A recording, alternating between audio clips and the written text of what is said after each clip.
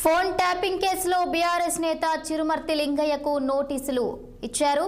ఇక ఈ నేపథ్యంలో ఆయన నకరికల్ నుంచి హైదరాబాద్ కు బయలుదేరారు. మరికొద్దిసేపట్లో జూబ్లీహిల్స్ పిఎస్ లో చిరుమర్తి హాజరు కానున్నారు. అయితే పోలీసులు అడిగిన ప్రశ్నలకు తాను సమాధానం చెప్తానని, ప్రభుత్వ వైఫల్యాలపై పోరాడుతున్నందుకే నాపై కక్ష కట్టారని ఆయన ఆరోపించారు.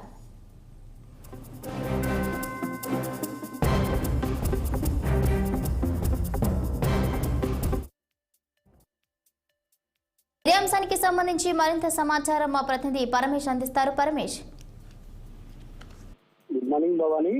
బ్రేకింగ్ న్యూస్ చూస్తున్నాం. నకరికల్ నుంచి అయితే చిరుమర్తి లింగయ్య హైదరాబాద్ జూబ్లీహిల్స్ పోలీస్ స్టేషన్ కి అయితే బయలుదేరినటువంటి పరిస్థితి అయితే ఉంది.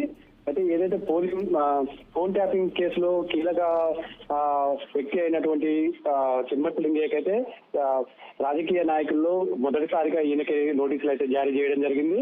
ఈయన వాంగ్మూలంతో మిగతాటటువంటి చిక్కుముడి మొత్తం వీడేటువంటి అవకాశం ఉందని చెప్పేసి చిరుమర్తి లింగయ్యకు నోటీసులు ఇవ్వడం జరిగింది. అయితే దీని మీద ఈ రోజు అయితే చిరుమర్తి లింగయ్య అయితే పోలీస్ అధికారుల ముందైతే హాజరు కాబోతున్నారు. ఎలాంటి ప్రశ్నలు అడిగినా దేనికైనా నేను సమాధానం చెప్పడానికి సిద్ధంగా ఉన్నాను. కేవలం కాంగ్రెస్ పార్టీపై పోరాడుతున్నందుకే నా మీద కక్ష కట్టి ఈ కేసులు పెట్టారని చెప్పేసి చిరుమర్తి లింగయ్య అయితే ఆరోపిస్తున్నటువంటి పరిస్థితి అయితే ఉంది. అయితే ఇప్పుడే చూసుకోవచ్చు, నకరికల్ నుండి అయితే హైదరాబాద్ బంజారాహిల్స్ పోలీస్ స్టేషన్ కి అయితే బయలుదేరినటువంటి పరిస్థితి అయితే ఉంది. అక్కడ పోలీస్ అధికారుల విచారణలో సహకరిస్తాను, మీరు ఎలాంటి క్వశ్చన్స్ అడిగినా ఏం చేసినా నేను చెప్పడానికి అయితే సిద్ధంగా ఉన్నాను అని చెప్పేసి చెప్తున్నటువంటి పరిస్థితి ఉంది. అంతేకాకుండా రాజకీయ కుట్రతోనే నా పైన కేసులు బనాయించారని చెప్పేసి ఆయన ఆరోపిస్తున్నటువంటి పరిస్థితి అవుతుంది.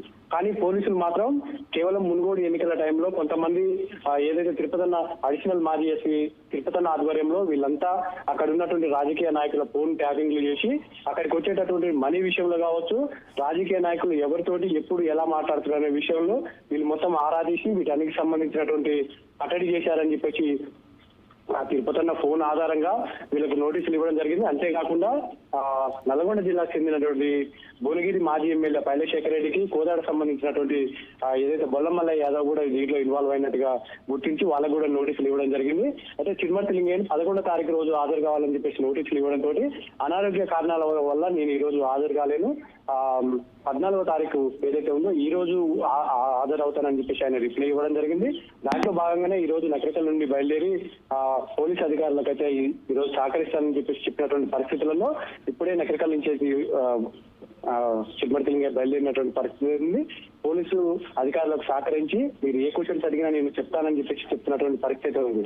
అంతేకాకుండా ఇటు బీఆర్ఎస్ పార్టీ ఇప్పటికే ఉమ్మడి నల్గొండ జిల్లాకు సంబంధించినటువంటి 3 మాజీ ఎమ్మెల్యేలకు నోటీసులు జారీ చేయడంతో బీఆర్ఎస్ పార్టీ ఎలాంటి స్టెప్ తీసుకుంటుంది, దీని విషయంలో బీఆర్ఎస్ పార్టీ నుండి ఎలాంటి వస్తుంది అనేది కూడా ఆసక్తిగా ఇక్కడ చర్చ జరుగుతున్నటువంటి పరిస్థితి ఉంది.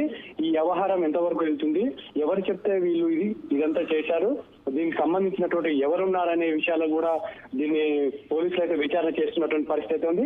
ఈ రోజు చిరుమర్తి లింగయ్య ఏదైతే ఇచ్చేటటువంటి వాంగ్మూలంతో మిగతా ఎవరెవరు ఇన్వాల్వ్ అయ్యున్నారు, దీనికి సంబంధించినటువంటి ఏమేమి చేశారు, ఇంకా ఎవరి ఫోన్లు ఇన్వాల్వ్ అయ్యారు, దీని వెనకాల ఎవరి నుండి చేయించారనే విషయాలను కూడా రాబట్టడానికి అయితే పోలీసులు అయితే విచారణ చేస్తున్నటువంటి పరిస్థితి కూడా ఉంది Bhavani. Right. Thank you, Parmesh. Thank you for the updates.